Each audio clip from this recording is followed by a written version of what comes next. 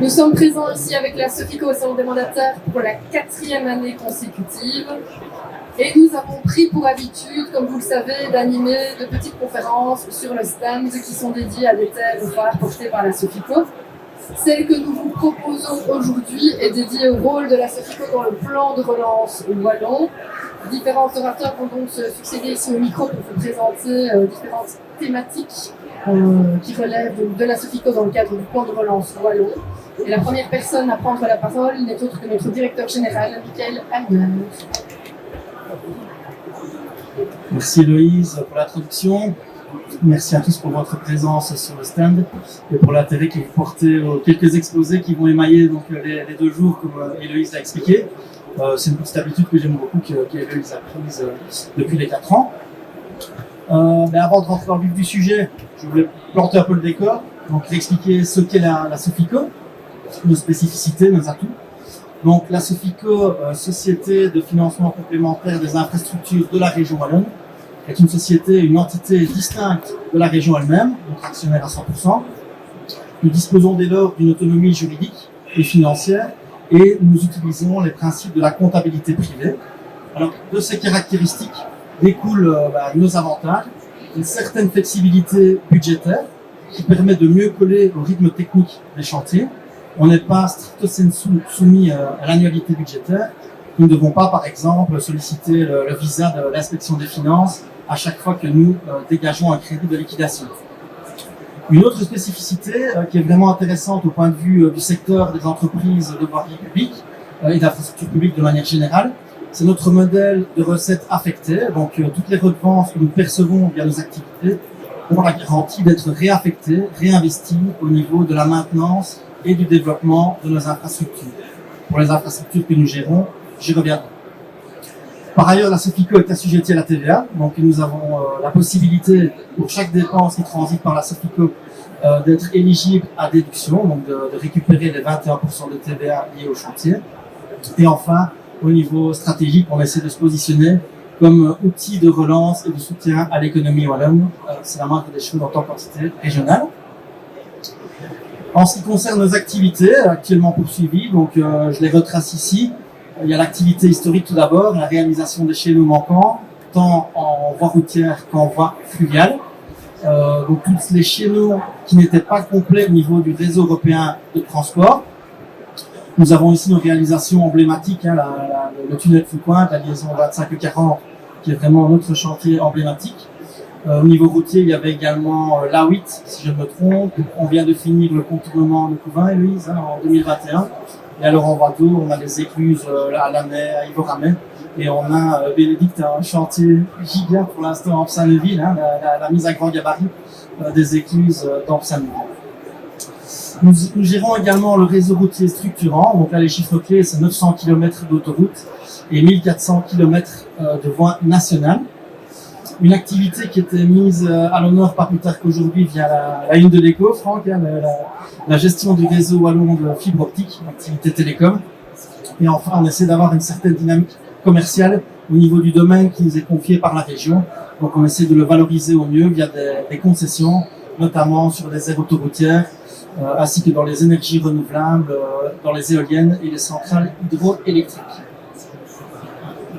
Alors la Sofico aujourd'hui poursuit 3 plans stratégiques. Le plan infrastructure et de mobilité pour tous 2020-2026, de son petit nom le PIMT. Un plan à 2 milliards poursuivi par le gouvernement wallon qui nous a confié la gestion d'un peu plus de 1 milliard au niveau de la Sofico. Le solde est géré par l'opérateur SPWMI. Deuxième plan stratégique, c'est notre plan fibre optique. Franck en dira un mot demain et dès aujourd'hui au niveau du plan de relance wallon. Au niveau du PIM, j'ai oublié d'expliquer que demain, Héloïse nous en dira un mot également lors de la présentation qui sera organisée demain.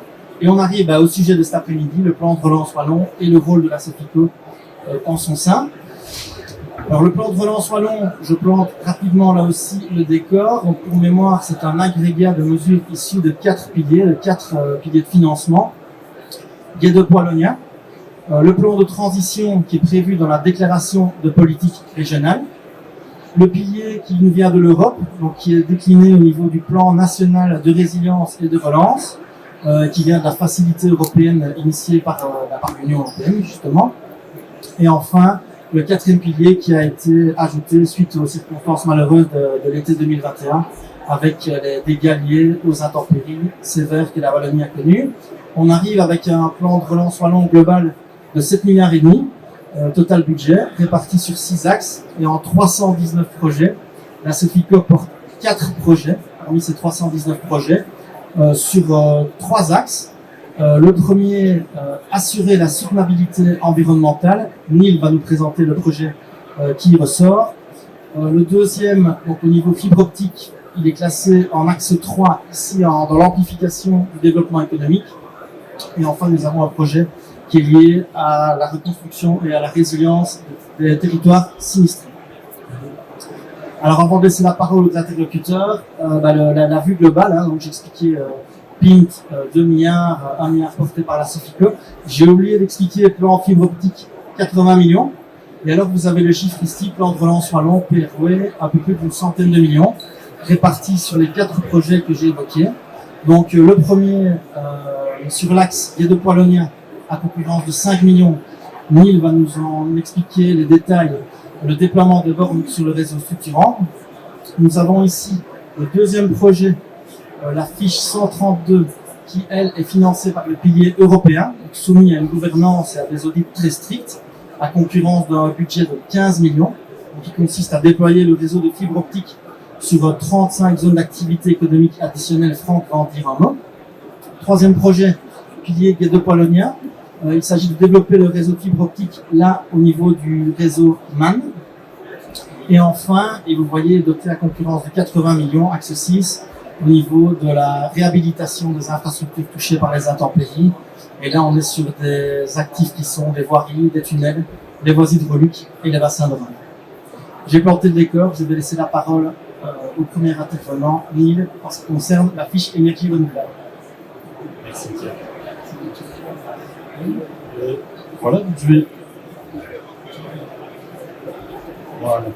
Voilà, ce premier projet, en fait, c'est dans le cadre de la mobilité, notamment de la décarbonation du carbone, enfin, du transport, pardon. Et donc, tout simplement, on sait que pour décarboner les transports, la mobilité électrique, c'est une des solutions privilégiées par l'Europe, pas que l'Europe. Et donc, à terme, on va aller vers une électrification massive des véhicules. Donc, actuellement, en 2020, on avait environ 10 000 véhicules, enfin moins de 10 000 véhicules en région wallonne qui étaient électriques. Pour donner un ordre d'idée, vers 2030, on devrait passer à 450 000 véhicules électriques. Donc, quand on voit ça, on se rend bien compte qu'il va falloir les recharger. Et donc, recharger un véhicule électrique, même si la manière de recharger ça diffère d'un véhicule actuel, donc pétrole ou essence, le domicile, lieu de travail, qui est le classique pour recharger les véhicules actuellement, ne va pas suffire. 450 000 véhicules électriques, on se rend bien compte que c'est uniquement les véhicules wallons, et sur nos routes, ça va faire une minute. Donc il va absolument falloir développer massivement ces recharges électriques. Donc la Sofico, évidemment, est un acteur important au niveau de la région wallonne, puisque on correspond à peu près à 40% du trafic en Wallonie. Donc, si on se réfère notamment à la directive sur la transition énergétique, on doit avoir à peu près 10% du parc automobile électrique qui est converti en termes de bornes électriques. Donc 450 000 véhicules, 10%, faites le compte, ça fait beaucoup de bornes à déployer sur le réseau en termes de Wallonie. Alors, le réseau Sofico, c'est 40% du trafic, donc ça fait aussi beaucoup de bornes à déployer. Évidemment, le réseau Sofico, c'est un réseau à grand gabarit et autoroutier, donc le profil de charge, etc., est beaucoup plus différent de, par exemple, un réseau plus urbain. Donc c'est pour ça que le projet, en fait, s'intègre dans ce qu'on appelle le projet 91 de PRW, et nous sommes le 91C, puisque nous nous concentrons sur le réseau structuré. Donc actuellement, pour expliquer un petit peu le principe, nous sommes une partie importante de ce projet. Nous avons une collaboration étroite avec les autres partenaires pour définir justement la carte globale de déploiement. Et ensuite, une fois que tout cela sera bien coordonné, nous aurons un déploiement progressif et évolutif. Puisqu'il est évident que mettre sur une carte les besoins, c'est une première chose. Valider après que c'est bien ceux-là qui seront à suivre, c'est une deuxième. Et donc le projet en tant que tel sera évolutif et s'adaptera par rapport à l'offre au fur et à mesure de son déploiement. Voilà. Merci. Je vais céder la parole à Franck. Merci Nino. Alors, comme l'a dit Michael, une des activités de la Sofico est la gestion et la valorisation d'un réseau fibre optique installé principalement le long des routes, autoroutes et voies hydrauliques de la région Wallonie. Michael l'a cité, nous avons un plan stratégique qui vise d'une part à compléter le réseau fibre optique le long de nos voiries régionales, donc routes, autoroutes et voies hydrauliques, mais aussi à câbler 257 des 292 parcs d'activité que compte la région Wallonie. Malheureusement, nous n'avions pu inscrire dans ce plan stratégique 35 parcs d'activité économiques. Et le ministre du numérique, Louis Borsu, a décidé d'inscrire ce projet de câblage dans le cadre du plan national de relance et de résilience européen. Donc nous allons recevoir des subsides européens afin de couvrir la totalité des parcs d'activité économique, à savoir les 292 parcs.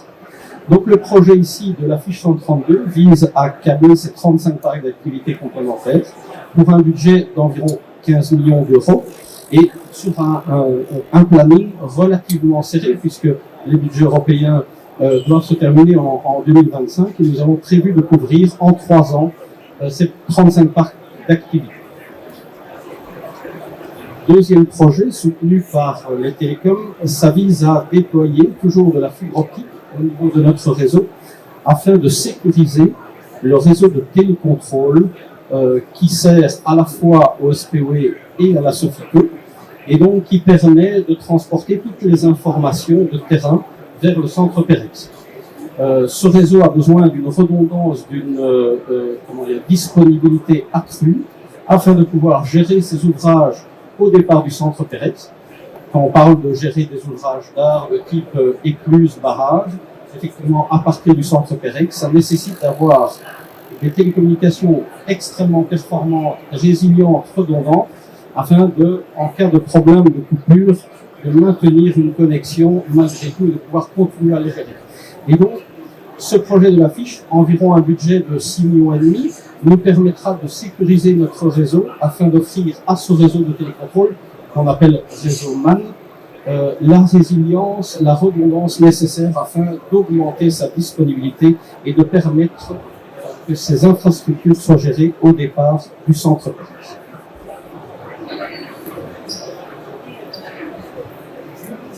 Merci Franck. Je prends la parole ici pour notre collègue Roger qui s'excuse qu'il n'a pas su être présent pour présenter la dernière fiche, donc la fiche 311, qui consiste, comme je l'ai expliqué, à la reconstruction des infrastructures régionales touchées par les inondations de juillet 2021. Il y a 2 types d'infrastructures qui concernent particulièrement la Sofico, les bassins d'orage et un tunnel, la liaison 25 et 40 pour ceux qui habitent dans la région liégeoise. On a tous fait les frais lors de l'été de l'automne dernier. Vous voyez cette fiche ici à un total de un peu moins de 180 millions d'euros pour un planning entre 2021 et 2025. Vous voyez les 2 organismes compétents, à nouveau un partage entre la Sofico et le SPWMI. Et donc, comme je le disais, il y a 80 millions qui sont, c'est sur le slide suivant, voilà, au niveau du volet Sofico, il y a 80 millions qui sont sous notre gestion. Bassin d'orage, je vais au milieu du slide, il y a 2 objectifs visés, donc bien sûr la protection contre les inondations et la protection également contre la pollution générée par le trafic. On est là sur une vingtaine de millions d'euros, à la fois pour restaurer les bassins d'orage endommagés par les intempéries, mais également pour en construire de nouveaux. De manière plus marginale, il y a des voiries de réseaux structurants qui ont été touchées. On sait que les zones touchées par les intempéries concernaient plutôt les nationales non structurantes, donc plutôt directement dans le giron du SPW. Et je terminerai par le gros morceau, la liaison 25 et 40, donc le tunnel de Pointe à Liège. Et là, je vais laisser à nouveau la parole à Mille pour en dire un petit mot. On peut l'utiliser aujourd'hui, bien entendu. Le génie civil n'a pas souffert, mais tu vas expliquer en quelques minutes les dégâts importants qui ont été. Oui, donc oui, on peut l'utiliser aujourd'hui, mais en mode très dégradé. C'est sûr que c'est limité à 50 km/h, on voulait avoir 80.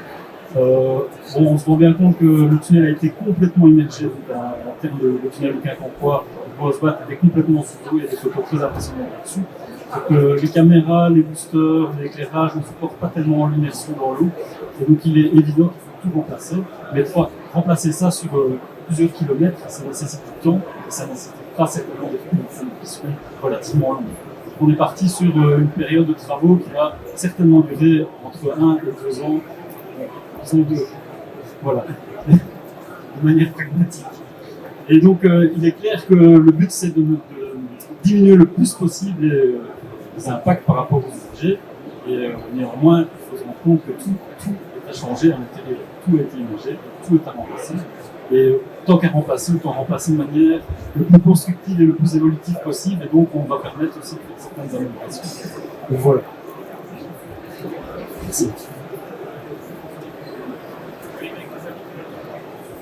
Alors, est-ce qu'il y a des questions par rapport à ce qui a été présenté? Oui, c'est deux questions pour Nîmes. La première, tu disais 450 000 véhicules électriques à l'horizon 2030, c'est ça? Dans une estimation, j'imagine. Mais c'est d'où vient la source? J'ai déjà cherché des données là-dessus et bon, on trouve un peu de tout.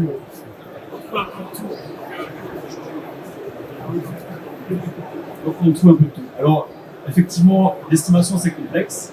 Moi, je me suis basé sur deux estimations. Il y a celle des constructeurs européens et celle du groupe blanc. Donc j'ai fait une moyenne, c'est pas très compliqué. Mais grosso modo, ça correspond à 20% du parc automobile wallon à l'horizon 2030. Donc les estimations, c'est entre 10 et 30%. Voilà. C'est une estimation, donc ça vaut ce que ça vaut. Mais je pense effectivement que l'électrification va venir certainement. Alors, est-ce que ce sera 20, 18, 17 ? On verra. On peut parier. Mais mon autre question, c'était sur le point que les équipements qui sont remplacés, est-ce que c'est possible d'introduire la résilience si un événement comme ça devait se reproduire? On peut imaginer un moment donné. Effectivement, donc on a déjà commencé à pouvoir migrer les choses qui peuvent être migrées avec des pays mandats. Si le même événement se reproduit demain, on pourrait essayer de limiter la casse. Maintenant, au-delà de ça, parce que tout n'est pas transférable, évidemment le tunnel, l'éclairage, on ne va pas pouvoir le bouger, le booster non plus.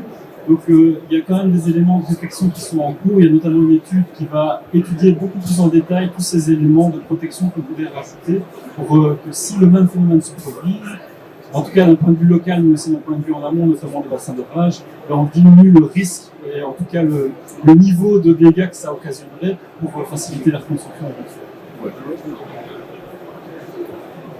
D'autres questions? Soyez pas timides. Et voilà qui clôture alors cette intervention. Merci aux orateurs, merci à vous de l'avoir suivi. Je vous donne déjà rendez-vous demain matin pour deux autres conférences.